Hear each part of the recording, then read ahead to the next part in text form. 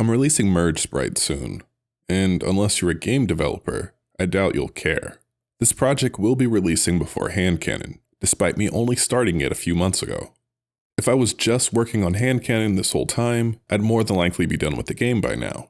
However, I just didn't have the heart to continue the project after a certain point, because the game is partially inspired from my gaming memories with my older brother, who, as you know, passed away last year. So working on something new was a bit therapeutic, and helped for me to associate the act of programming and designing with something other than the loss of my brother.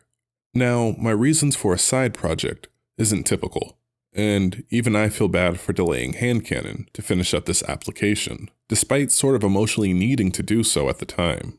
So when is the right time for a side project? If it's for mental health reasons, like me, I think a side project can be healthy. Now, I'm not referring to all mental health situations. I'm no expert, and definitely not a doctor. But I think if you're experiencing serious burnout or depression, you'll likely just need to take a break overall, and maybe even see a therapist.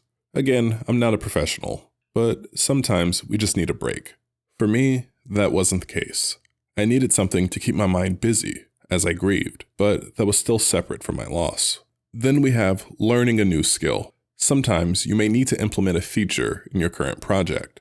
Now for Hand Cannon, I didn't need to improve my knowledge of shader code, as the most complicated thing in Hand Cannon is just palette swapping. However, I did learn some new things that could be applicable to future projects. Now, if you find yourself in such a situation where you need to implement a new feature into a project, but your current code base is just too complex, or you're afraid of messing something up in your current project, in that situation, a side project just for the implementation of that feature can be extremely handy, allowing you to understand how the feature works and how to properly implement it into the context of your project. Then, once you have a better understanding on how to implement the feature, you can push it to your main project. Outside of this, there really isn't a good time to start a side project. Sometimes you tell yourself that you have a really good idea, and you just want to do something small while you work on your main project. However, I promise you, every side project will take at least double the amount of time that you think it originally will.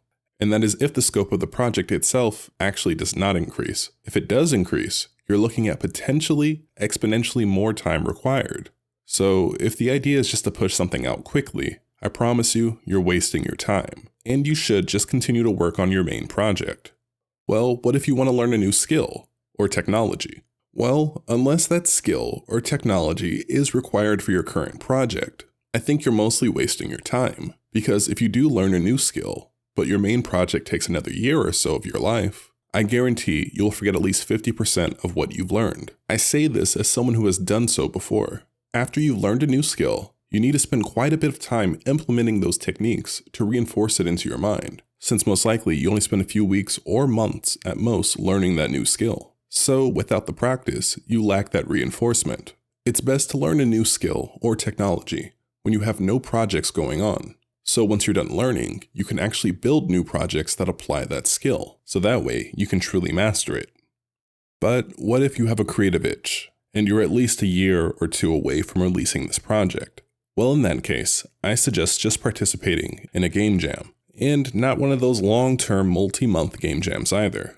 One of the short, quick-paced, usually weekend game jams.